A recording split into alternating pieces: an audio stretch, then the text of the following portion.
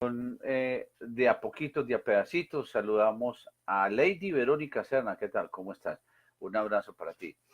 Y mientras tanto, nos pasamos hacia este lado donde está nuestra cámara principal y donde está nuestro mejor audio para poder hablar y compartir con ustedes. Ahora sí, Yamile Ospina también nos está viendo.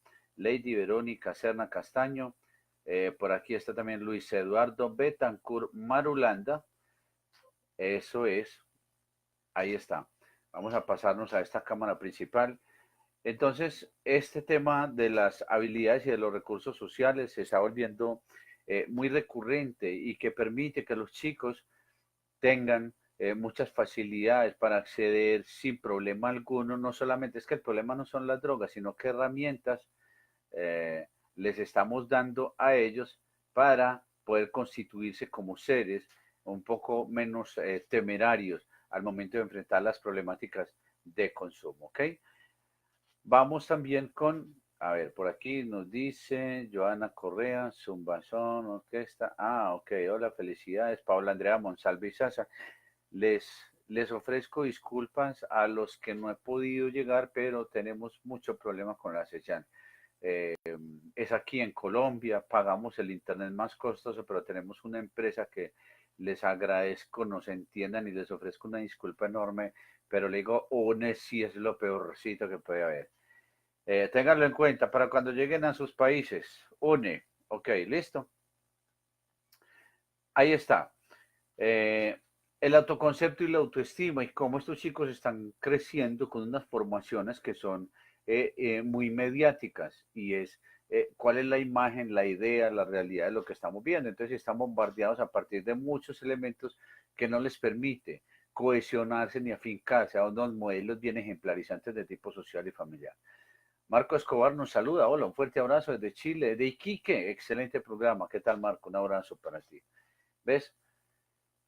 Ya pasando, cuando ya no solamente llega el problema recurrente de pues todos esos factores que son precipitantes y que nos llevan a generar una especie de posibilidad de incurrir en el consumo, llega ahí sí la experimentación. Muchos de nuestros oyentes, televidentes, ya que volvió la señal, hola, saludamos a la gente en Oruro, en Bolivia, ofrezco disculpas, problemas con la internet, de igual manera saludamos acá a través de, aquí estamos en Instagram y en este computador acá, en este estamos desde Facebook con todas nuestras conexiones, porque pues para eso son las redes sociales, cómo vamos afincándonos a este proceso de entender qué es lo que estamos haciendo con ese tema del consumo de drogas y de los riesgos en los que se incurre. Mauricio Londoño Flores, ¿qué tal, hermano? Un abrazo para ti. Entonces ahí es lo que sucede, la experimentación, y es esa primera vez que se prueba la sustancia, ¿cierto?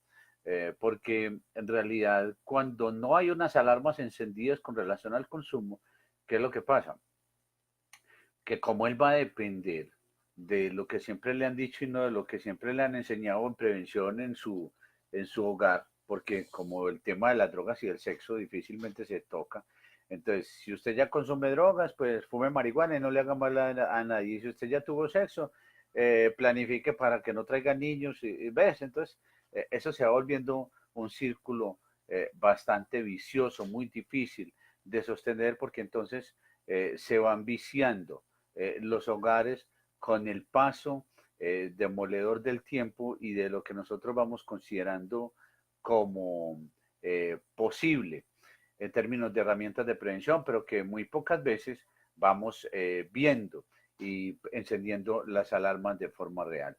Luis Eduardo Betancourt, buenas noches, don Carlos, un fuerte abrazo para vos y para la gente de Talu, los mejores refrigerios en la ciudad de Medellín. Yamil Ospina, ¿qué tal? ¿Cómo estás?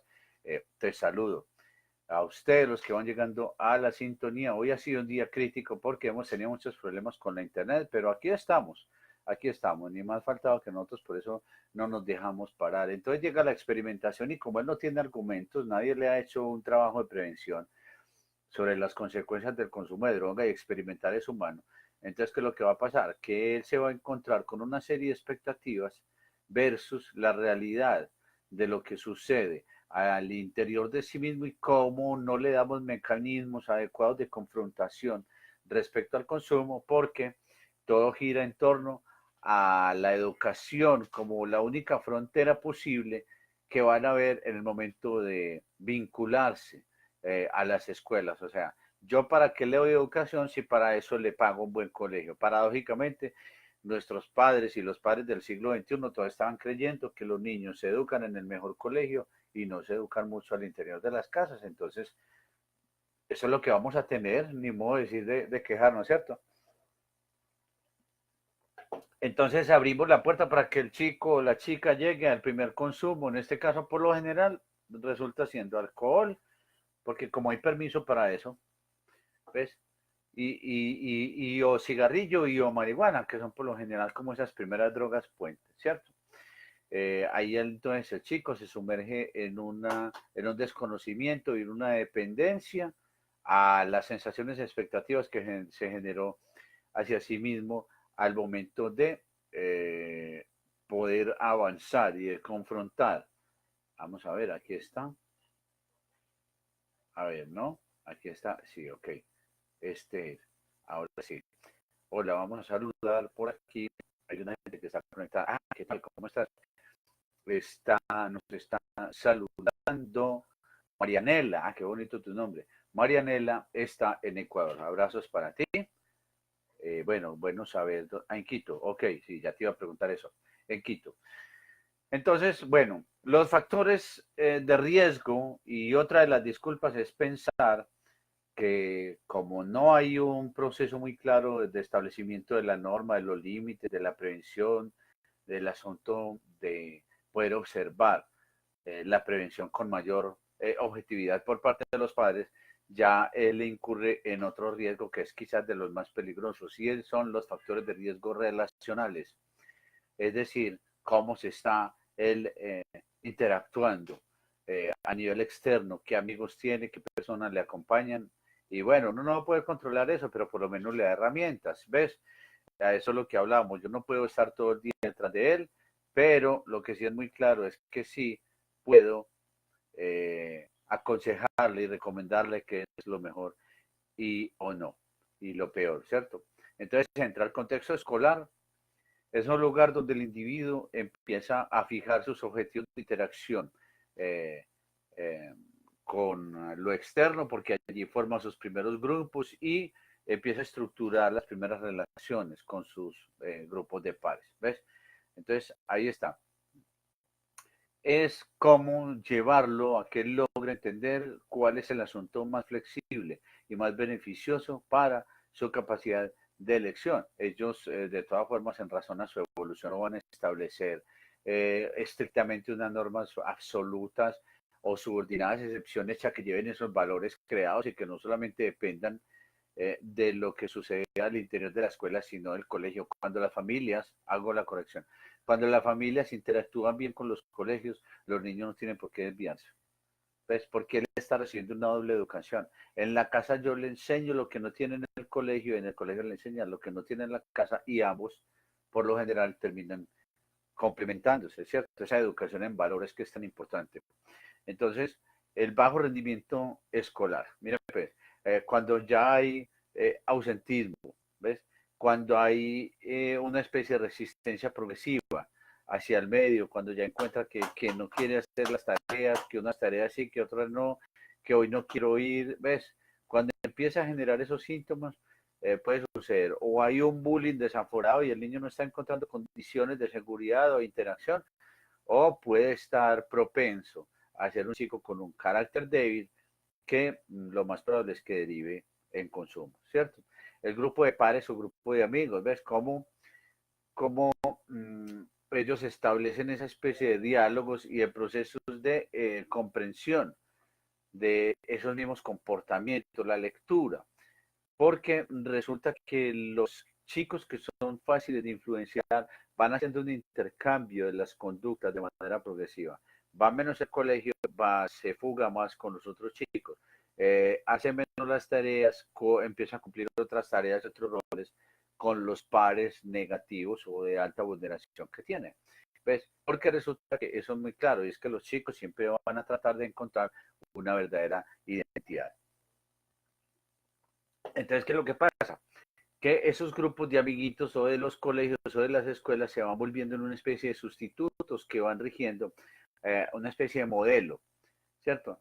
De valores, de claves, sobre todo de retos negativos. No todos, pero sí muchos. Estamos hablando en la categoría de consumo y eso hay que considerarlo porque ahí es donde se generan los estados vulnerables para poder desarrollar estos procesos. Entonces, mire, no hay valores, hay una dificultad, son niños aislados de los conceptos de la realidad y del riesgo porque no tienen unos acercamientos muy propios. Luego ellos tienen otra situación con los grupos de pares porque no hay una orientación muy clara ni una supervisión un poco más estricta. Y adivinen qué sucede, que se avanza hacia un nuevo modelo llamado tiempo de ocio, el uso indebido o, ¿cómo se llama?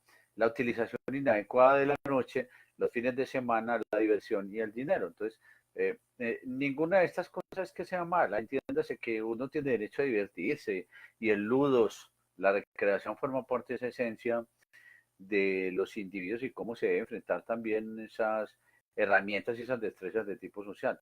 Pero a esto sí le hace falta claridad y tiene que ver con la palabra más clave que yo les he enseñado y es las normas, los límites muy establecidos. ¿Ves? Entonces dice, ahora hay muchas formas de practicar muchas actividades, pero cuando no son reguladas va a ser muy difícil porque el niño termina desbordado, el individuo termina desbordado en un poco de conductas que pueden ser bastante delicadas. Wilson, Andrés Robledo, Roldán, ¿qué tal? ¿Cómo estás, Wilson? Un abrazo para ti, ¿cómo te está yendo? Espero que bien. Listo. Hablemos ahora entonces de todo este texto y dice, cuando no hay unas relaciones afectivas, cuando ya esa familia eh, es la cuna de todo este proceso de aparición de esas conductas desviadas, no necesariamente llamémoslas consumo, pero sí conductas desviadas. Marco Antonio Escobar, ahí está otra vez, un abrazo hermano. Cuando eso sucede, ¿por qué entonces nos preguntamos si es la familia o no el epicentro de todo este proceso? Y es cierto, sí lo es. Hablar de culpables o no, ojo, porque estamos hablando de factores causales y de todos los riesgos que se asumen, ¿cierto? Pero mire, cuando hay tres elementos que no se dan, cuando no hay relaciones afectivas entre padres e hijos y los canales de comunicación no están muy claros si están muy desviados o no existen de manera inadecuada, o yo solo me comunico con mis hijos a través de lo que les doy porque soy un padre nutricio y a mí me importa es pagar por la educación, pagar porque esté bien, pero no hago nada de compromiso real, ¿cierto? Cuando no hay unas prácticas educativas ejercidas por las figuras parentales, es decir, lo ejemplarizante, cuando ellos no generan toda una estrategia de inducción al buen comportamiento, a la norma, a la orientación adecuada. Y tercero, cuando los padres no son verdaderos modelos de comportamiento, entonces vamos a tener comunidades, familias, sociedades supremamente dispersas en la tarea de entender el problema de las drogas, del consumo, de las actitudes negativas como la cuna del verdadero mal comportamiento social. Hay una cosa que también, como les decía ahorita, y es que sobre las familias y mucho rige una especie de aceptación del consumo de drogas desde el grupo de amigos y la familia. Entonces fíjese cómo ahora parece que fuera normal que los chicos y chicas menores tuvieran una especie de permiso para poder consumir lo que quieran. Y estamos hablando ya no de drogas fuertes, hablemos de cigarrillo, de alcohol y de marihuana. Entonces ya se volvió parte del paisaje consumirla. Entonces, si hay esa naturaleza de aceptación del consumo, ¿qué podemos esperar? O sea, ¿cómo vamos a ejercer mecanismos de aceptación si ahí es muy difícil que los chicos se logren adherir? Dentro de lo social, hay algunos elementos que son bastante delicados y que los tenemos que citar. Primero, el tema del consumo de drogas sufrió una metamorfosis a principios de los 60, 70, porque nuestros países en Latinoamérica eran considerados pues los grandes exportadores de las drogas. ¿Ves? Y bueno, infortunadamente algunos países todavía tienen, tenemos, tendremos, tendríamos, no sé, el deshonroso primer lugar en ese asunto, y bueno, allí venga, eso es un problema de la justicia, pero lo que sí es muy claro es que la morfología, todo esto se transformó porque el narcotráfico empezó a entender que aunque estaban sacando mucha droga, habría un mercado interno que no se estaba explotando, y ahí es donde deciden empezar a posicionar las nuevas formas de captación de chicos o de clientes potenciales para el consumo de drogas. Entonces ya lograron la estrategia en dos vías. No solamente tienen lo que les piden desde afuera en los países desarrollados, donde es criminal, es prohibido y por eso es tan caro, sino que también lo hacen eh, a nivel interno de nuestros países, bastante colapsados, infartados por el problema, y donde la cultura de la prevención, vea, mire lo que estamos haciendo con la cultura de la prevención, dependemos de lo que hagamos nosotros, y eso está bien, no importa. A la gente que impactemos con esto, eso está bien, ¿cierto? Entonces hay una disponibilidad general del consumo de las sustancias en la sociedad muy variada, y hay nuevos tipos de drogas y todos los días salen cosas nuevas, y es un poco de cuento, pues una historia bien particular. Por ahí salió una nueva, creo que se llama Hater. Bueno, en fin, es un cuento. Y otra cosa que también se vuelve bastante persuasiva respecto al consumo es esa influencia ejercida por los medios de comunicación. ¿Ves? ¿Qué es lo que sucede con los medios de comunicación?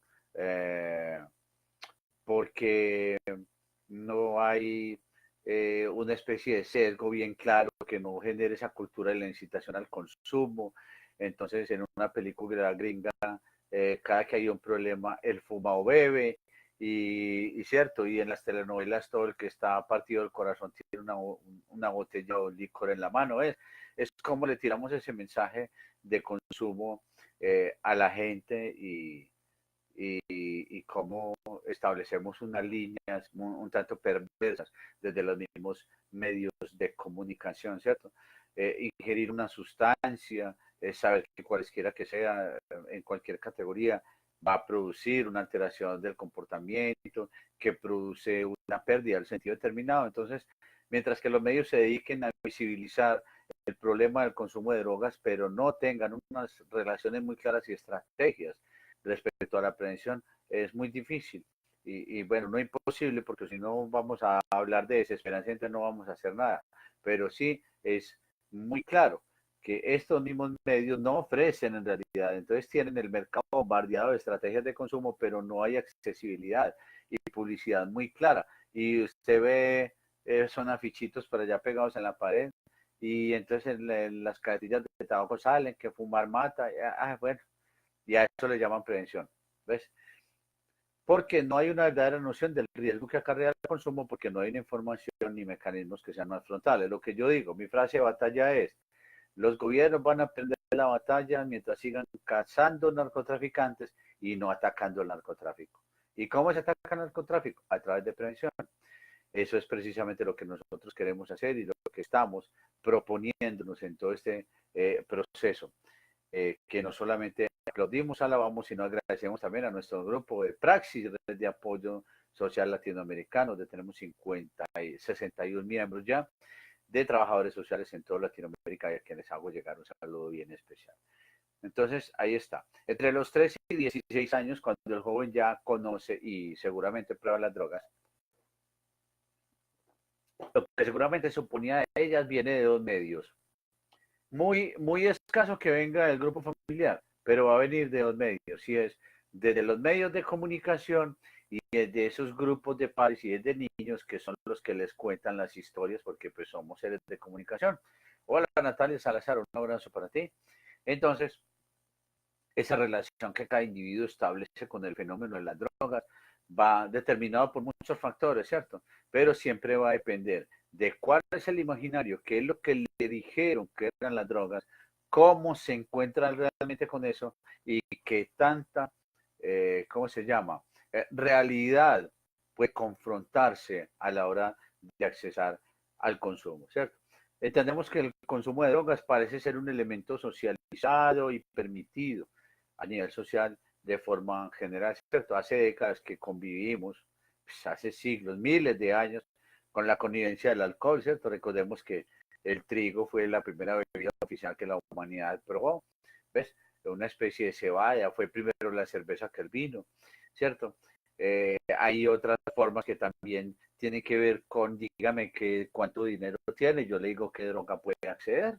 Entonces ya hay una escala, ya hay un portafolio de servicios y ya está activada toda una estrategia de accesibilidad y de supresión del consumo, de demanda del consumo dependiendo de lo que tenga.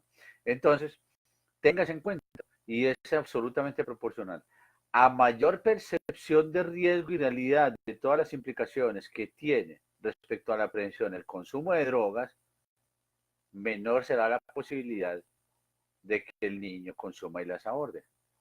Es matemático, eso no falla. Entonces, cuando yo le creo estrategias educativas, pedagógicas, concertadoras, no confrontativas, sino claras, educativas, pedagógicas, bien negociadas, es muy difícil que a mediano y largo plazo este niño me vaya a consumir, porque ya le creé herramientas necesarias para que entendiera qué es lo que pasa sin que necesariamente le tenga que pasar. Entonces, eso es lo que sucede. Si yo genero una estrategia de prevención bien clara, donde yo estoy impactando un grupo de 100 niños, mire los dos impactos. Si yo los cojo entre los 10, 11, 12 años y les hablo de los riesgos, no de drogas, sino de los riesgos. Si yo les hablo de eso, yo voy a tener dos impactos. De esos 100, si le logro quitar 50, 80 al consumo, bien. Y si yo logro retrasar la edad de inicio del consumo de esos niños, si ya no me van a empezar a consumir a los 13, sino a los 14 o 15, bien, porque significa que progresivamente le voy ganando terreno al problema de las drogas, pero ni lo uno ni lo otro, porque nuestras sociedades están preparadas solamente para tener adictos, pero no para prevenir sanos. Ahí está.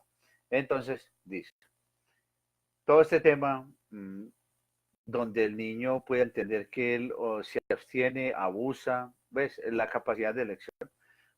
Ahora, nosotros siempre nos quedamos pensando, bueno, ¿y cómo le creo yo verdaderas herramientas para que el chico o la chica tenga una noción bien clara? Muy sencillo. Existe un elemento del que les voy a hablar ya para terminar, llamado factores protectores, y es qué puedo hacer, ¿cierto? Para que esos atributos individuales, como potencio la estructuración de valores, ¿ves? Cómo creo las condiciones intrafamiliares para que los problemas del consumo, del sexo, las conductas negativas no sean un mito y una cosa que esto en la casa no se habla y es como en la casa de los ricos, ¿cierto? Donde todo el mundo sabe qué es lo que pasa, pero nadie dice nada. ¿Ves? ¿Cómo lo preparo para que tenga una noción? Mi hijo, niño o niña, el ambiente está lleno de gente consumidora, pero tú no puedes ser uno más y es un asunto de discurso diario, diario. Ah, que él después sí que la carreta no me sirvió y que él eligió, pero alguien se lo dijo. Esa es la magia de la presión. Alguien se lo dijo, independiente a que asuma o no la decisión y la buena orientación, ¿cierto? Entonces, mire, esos factores, dice, por ejemplo, Hawkins dice algo muy interesante en su teoría del desarrollo social. Dice que la reducción, vea, esos procesos protectores se tienen que orientar en la reducción de problemas del comportamiento. Cuando el niño, cuando usted como padre detecta problemas de comportamiento en los niños, esas conductas hay que intervenirlas de manera pedagógica y orientativa y ser muy insistente. Acuérdese, usted es el adulto. Entonces, miren, las actitudes negativas que los niños van teniendo respecto al consumo, al comportamiento, hago la corrección. Ese desvarío en el comportamiento es lo que va a generar, obviamente, que progresivamente la suma de comportamientos y actitudes negativas se conviertan en factores que vulneran de manera progresiva la capacidad del niño de tomar decisiones y que lo vuelven un ser vulnerable para el consumo. Es decir, combátale las actitudes negativas apenas aparezcan, apenas usted las detecte. No fue a estudiar, combátalo. Está diciendo groserías, combátalo. Se está juntando con niños que no debe ser, combátalo. Porque de esa manera usted logra, ¿cómo se llama? Minar un terreno que muy difícilmente lo va a llevar a ser influenciado y a tener problemas de consumo. Ahora, ay, mamá o papá, lo que pasa es que usted es muy cansón. Ah, pero yo lo tengo que cuidar. Si yo no lo cuido, ¿quién? Entonces se lo sigo dejando a la sociedad y seguimos llenando la sociedad de adictos y de habitantes de calle sin ser peyorativo. Es un asunto de decisión, pero ¿ves?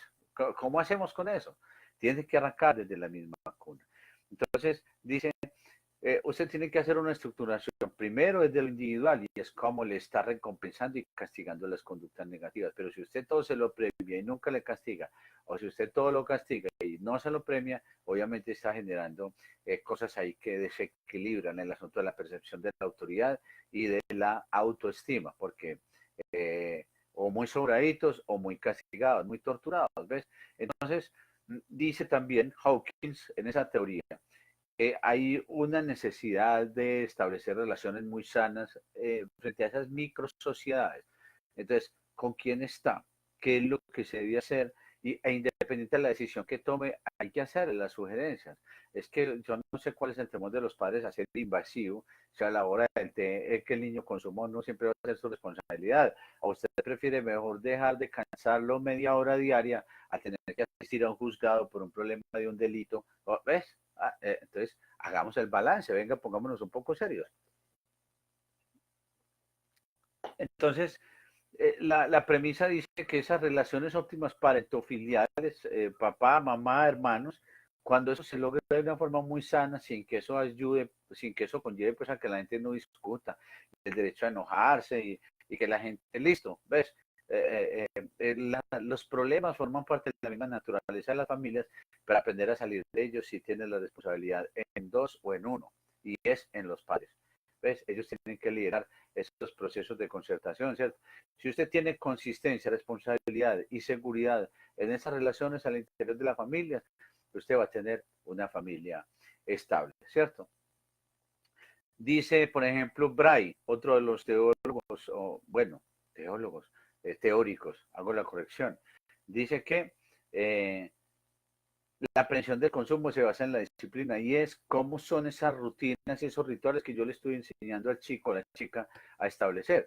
De tal manera que entienda, por ejemplo, su uniforme lo busca usted, llega el fin de semana y tú arreglas la casa, tú te levantas y debes dejar tu cama tendida. ¿Ves? Cada cosa debe tener una responsabilidad que se tiene que negociar sin necesidad de ser inquisidor. Pero él dice, la disciplina forma unas relaciones adecuadas con el entorno porque permite que los chicos eh, tengan todas las estrategias adecuadas y las herramientas para poder confrontar todo el tema del consumo de drogas, de tal forma que salgan lo mejor librados posibles, pero sobre todo con unos sentidos de responsabilidad muy claros que nos permitan tener una mejor sociedad. La tercera y cuarta parte la vamos a analizar, vamos a explicar los modelos teóricos que nos explican, listo, qué nos dice la ciencia respecto al consumo. Y yo creo que ustedes lo sepan, porque vamos a dejar de depender de la educación eh, callejera, cotidiana, sesgada. Y para eso es este programa, para que entendamos qué nos dice la ciencia del consumo. ¿Ves? Ya no solamente visto desde los factores causales, sino dónde apunta la ciencia. Y no necesariamente vamos a discutir quién tiene la razón o no, todos la deben entender en mayor o menor proporción, pero sí nos hace falta entenderla. Y eso para la gente del área de psicosocial, de todas las ciencias sociales y humanas, para los padres que se preocupan, es muy bueno que sepan, porque todos tenemos que generar una cultura donde es mejor prevenir. Yo soy Carlos Upegui, ha sido un verdadero placer estar con ustedes. Ofrezco una disculpa de antemano por las dificultades que tuve con el proceso de estabilización de la imagen. Sufrí pérdida de la internet durante un tiempo, pero aquí estamos, como siempre, llevando este programa a ustedes todos los martes y dándoles mil gracias a todos. Aquí se los estoy poniendo. Mil gracias a todos y ya saben, los martes. Ok, es este. Vamos a ver, aquí está. Ok, mil gracias. Muchas gracias a todos. Yo soy Carlos Opegui. Espero que les haya gustado este programa. Aquí lo voy a escribir.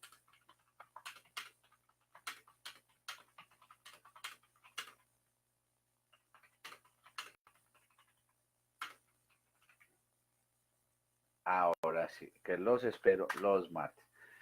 Feliz noche para todos por su atención. Muchas gracias y permiso.